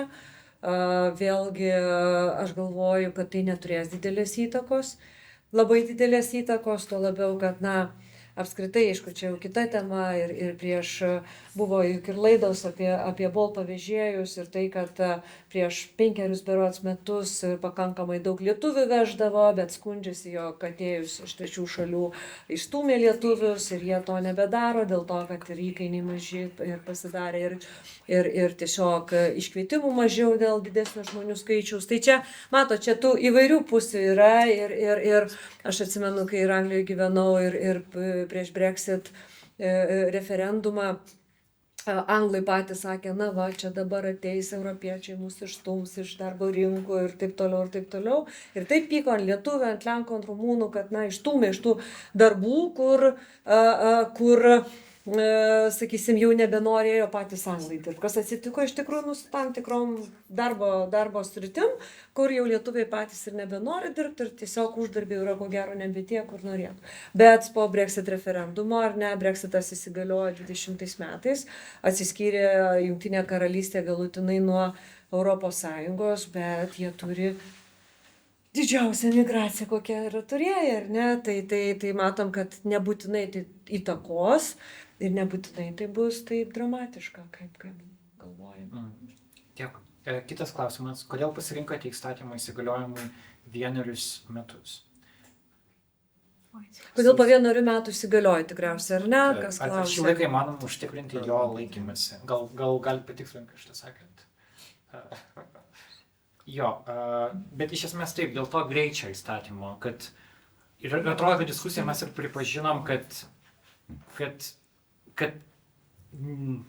tarsi suprasta, kad nebus laiko, bet kažkada reikėjo pradėti.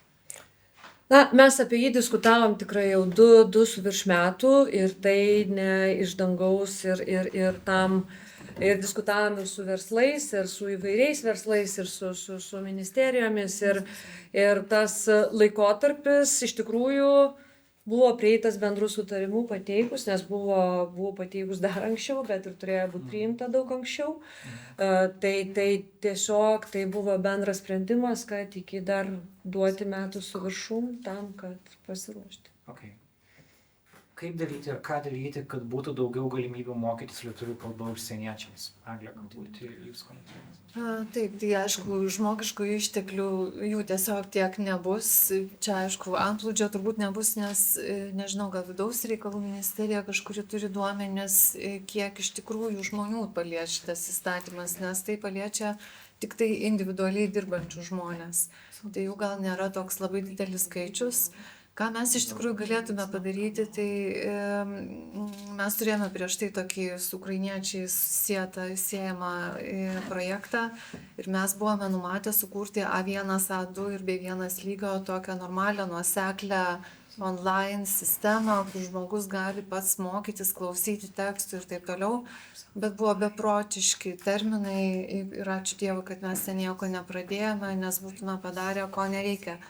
Tai, nes tai, aišku, buvo europiniai pinigai, o jie ten turi tam tikrus terminus, tai čia iš tikrųjų reiktų sėsti, bet čia galbūt labai daug interesų, taip kaip man atrodo, nes aš man atrodo viskas labai paprasta, bet ministerijos, kurios skirsto pinigus, aišku, yra daug interesų pusių, kurie norėtų galbūt tą patį daryti.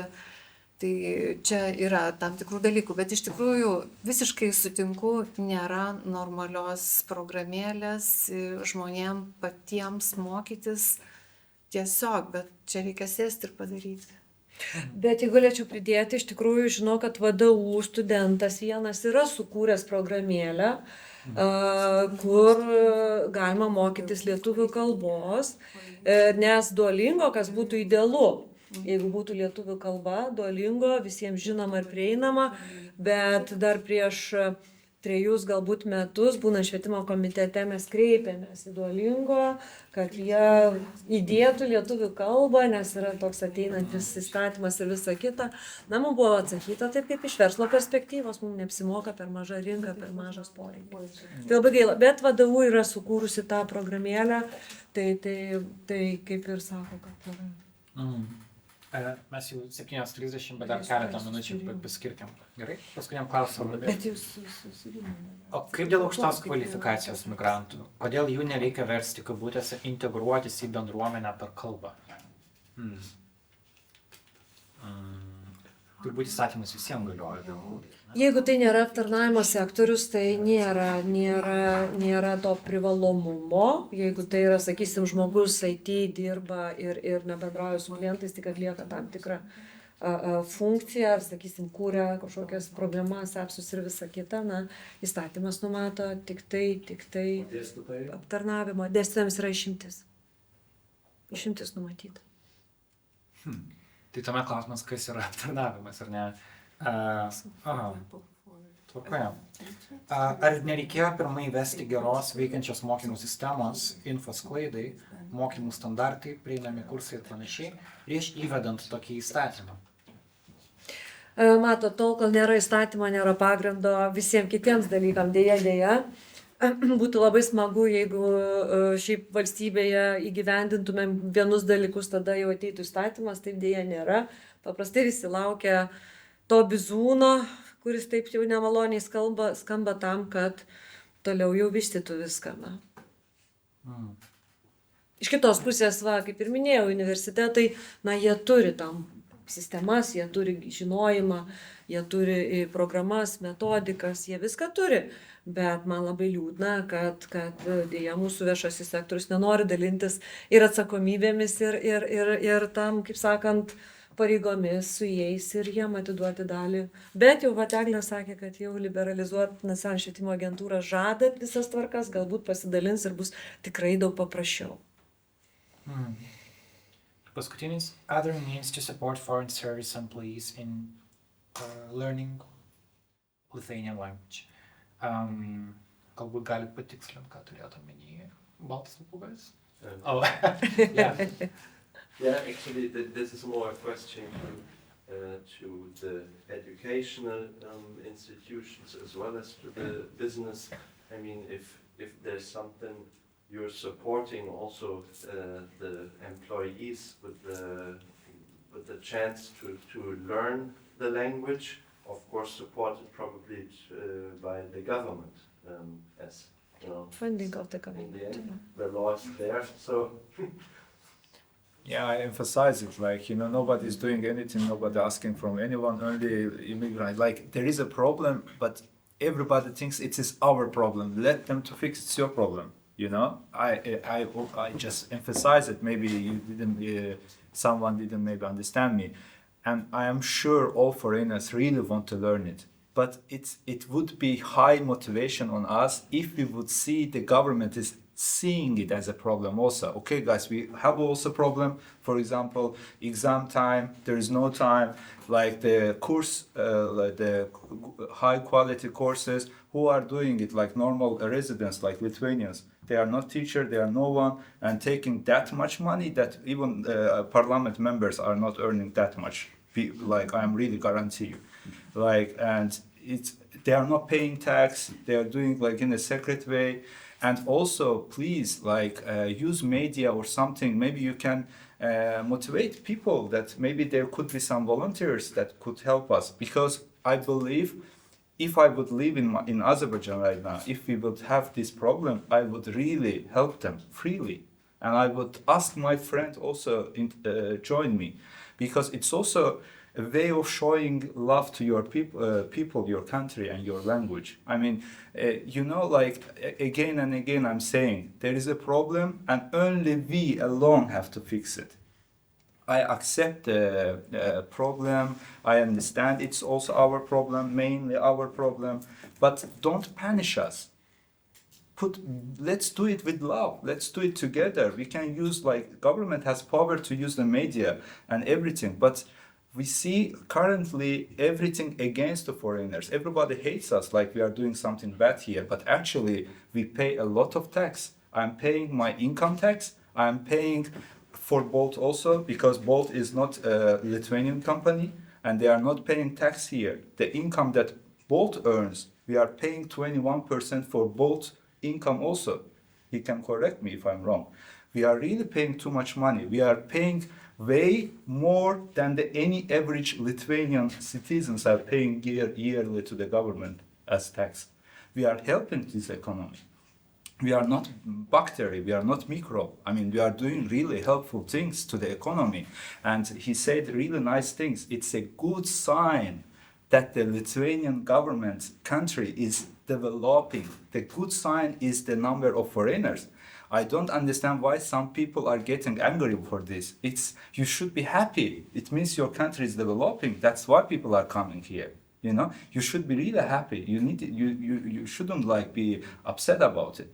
And also, like, there are a lot of problems that the government also is facing. Like, even they cannot find the normal time, like for the exams. You know, and I understand why they have it. It's not easy, but you know, everybody has problem. We, universities, companies, businessmen, and refugees, foreigners, the government itself also. But everybody is like in safe position. Only newcomers are on the high risk. And again, I want to emphasize, I am really sure that after the new year, there will be a lot of complaints and they will not know what to do. And most of the time, what I feel from the Bolt support, they always care about the passengers' point of view.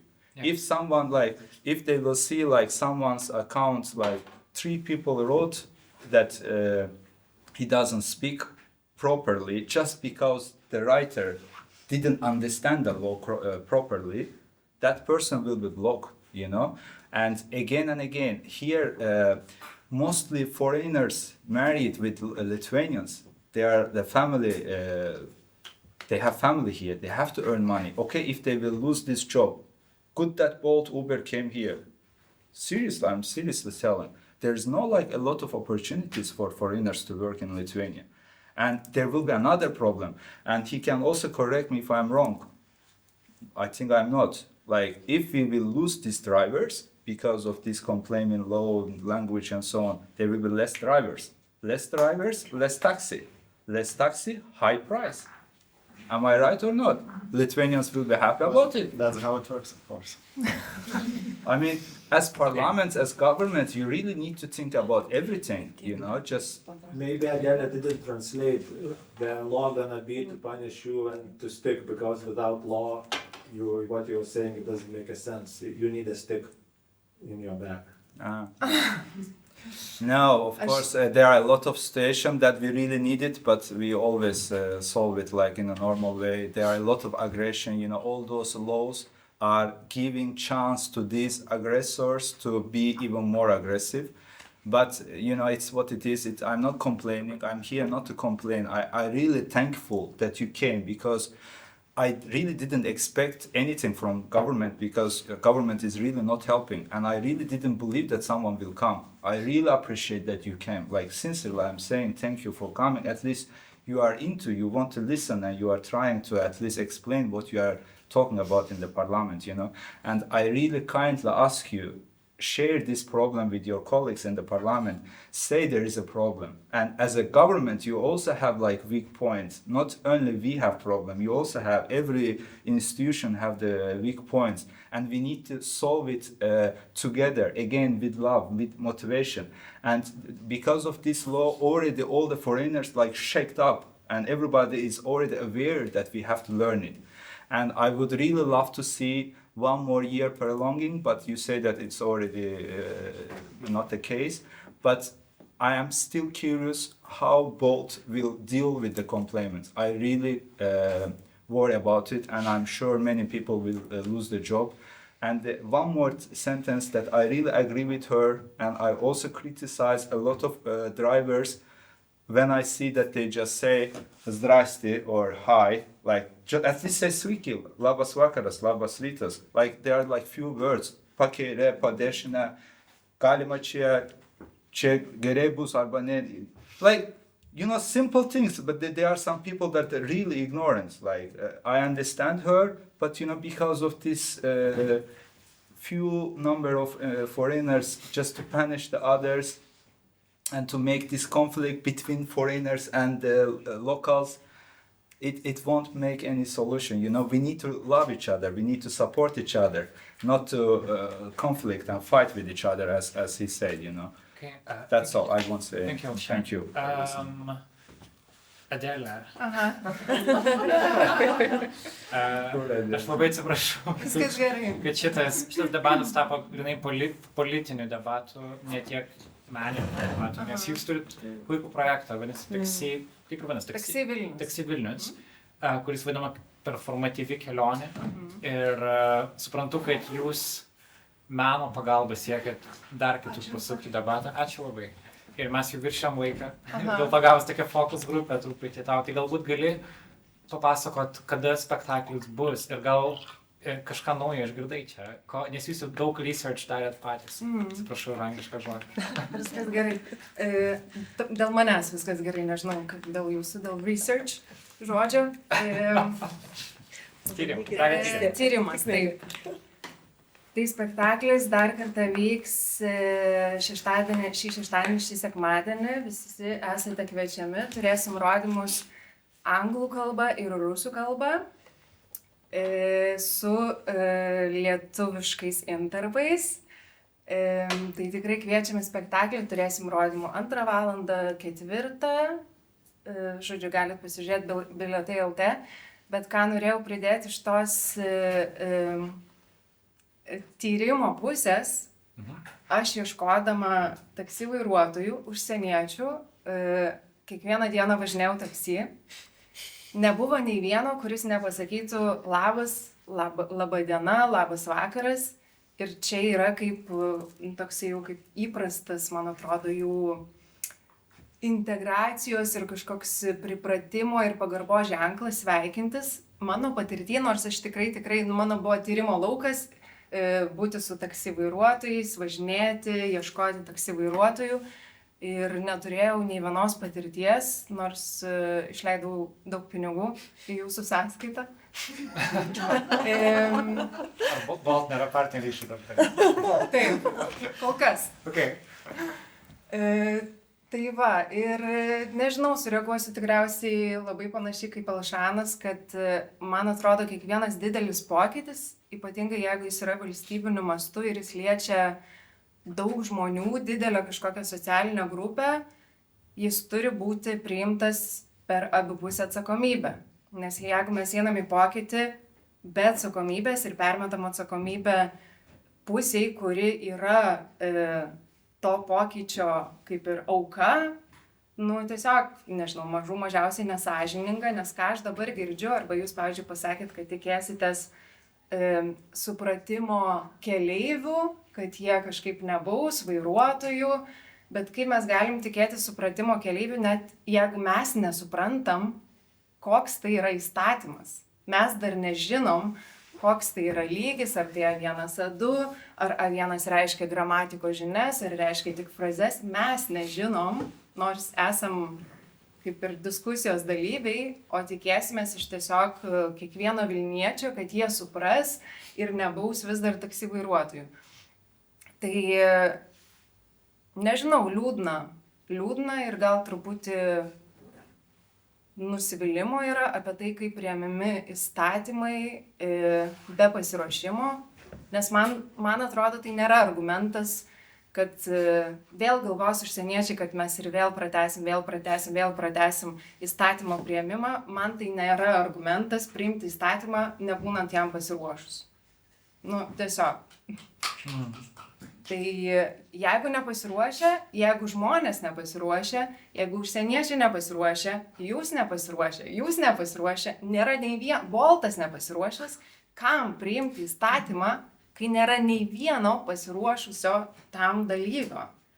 Ir sakyti, kad, tai jeigu pratesim, tai kažkaip vėl čia galvos, kad mes nerimtai žiūrim į savo darbą, tiesiog pasiruoškim, priimkim dar ten pusę metų, metus, padarykim darbą iki galo ir tada tikėkime, kad tas darbas bus padarytas iš kitos pusės. Tai nematau, kas čia nelogiška tiesiog. Jeigu, nes aš, tarkim, jeigu turiu vaikų ir sakau, tu turi, nežinau, valyt grindis nuo rytaus kiekvieną dieną, bet šluotą nusipirk pats. Neturi pinigų, neturi darbo, nežinai kur parduotuvė, bet nuo rytaus valyk grindis. Tai jo, ir čia daug kas apie empatiją tikriausiai, ką minėjo Alšanas. Nes aš dievinu lietuvių kalbą, aš dievinu liaudies dainas. Mane erzina, kai aš girdžiu paauglius, kurie kas antrą žodį sako ne lietuviškai, o angliškai. Aš tikrai suprantu šitą dalį, nes man tautiškumas yra labai svarbus. Aš atėjau iš šeimos, kur mano močiutė muzikos mokytoja, jinai vis dar dabar gieda tautinės giesmes, liaudies dainas ir panašiai. Man tai yra lietuvybė, man yra labai labai svarbu. Bet lietuvybė nėra grėsmėje, jeigu mes suteikiam galimybės išmokti, jeigu mes priimam kitataučius ir duodam jam galimybę integruotis, mes nesam grėsmėje. Man atrodo, čia gal šiek tiek mažos šalies sindromas dar pas mus yra, kad ateis kitas ir mes išnyksim, mes prarasim kažkokią savastį. Nėra taip, nes jie nesikėsina į mūsų kultūrą, jie nesikėsina į mūsų kalbą ir nenori mūsų pakeisti, jie nori būti dalimi, bet be grasinimo, kad praras darbą, be grasinimo, kad nebeturės pinigų, be grasinimo, kad turės palikti šalį. Kažkaip pradėliu girdžiu, kad tarsi ta lietuvių kalba, kurią tu taip myli, tampa tam tikrą prasme ginklų.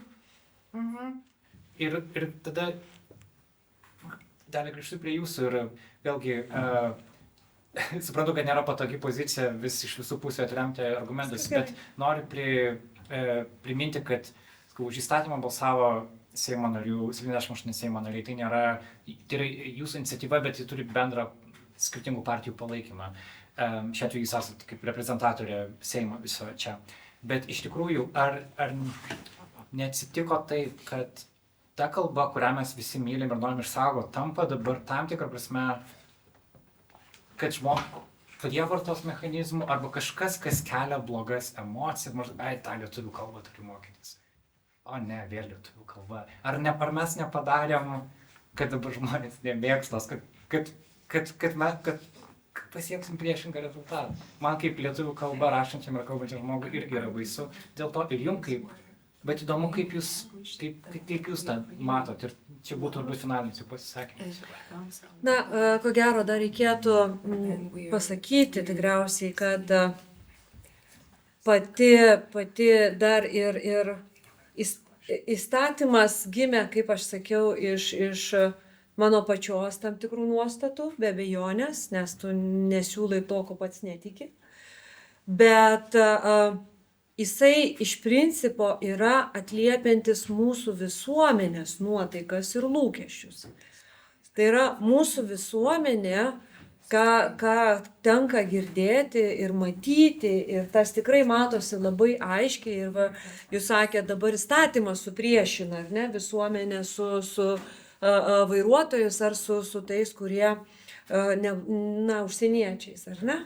Bet ne taip yra, įstatymas atėjo kaip atliepimas į tą visuomenės nusistatymą, kuris yra jau ne vienerius metus. Tikrai ne vienerius metus visuomenė ir mano draugai, gyvenantis užsienį lietuviai, ar ne, Vilniečiai, diplomatų, sakysime, šeimos nariai, kurie Lietuvoje atvyksta, sakysim, iš tolimesnių vietų kartą į metus ar 2 kartus į metus, jie sako, Vilnius keičiasi drastiškai ir ne į gerąją pusę kalbinių požiūrių. Tai yra, jeigu aš pati Vilnietė 2 kartos, aš myliu be galo šitą miestą ir aš save laikau tolerantišku tikrai žmogumi, moku tas 2 kalbas ir galiu susikalbėti, bet šiai dienai aš gatvėje nekalbu kitą kalbą, tik lietuvių.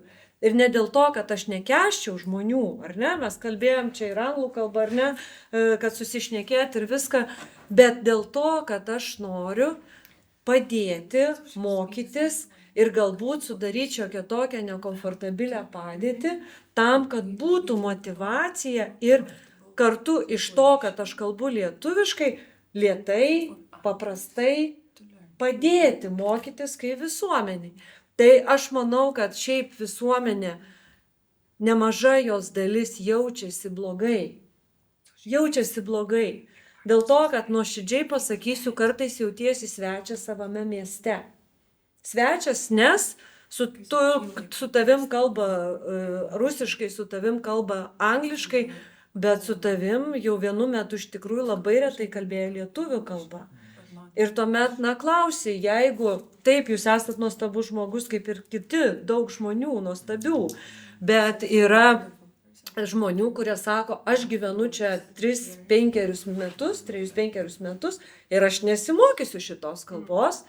Ir aš esu girdėjusi, tarp kitko, iš vaikų, kurių tėvai atvyko į Lietuvą su jais ir nežinau, labai pasakysiu į eterį, tegul taip jau būna rusų kalba, kai tu paklausi, o kas jums Vilniui patinka, kas nepatinka, ir sako, kas nesupranta, išversiu. Все нравится, только этот долбаный язык. Ir tada galvoji. Žiūrėk, kad juos Vilniui nervina lietuvių kalba. Išversti? Aš nekalbu rusiškai. Okay. Man viskas patinka, išskyrus, aš nežinau, lietuvių kalboje atitikmenį. Dolbanai.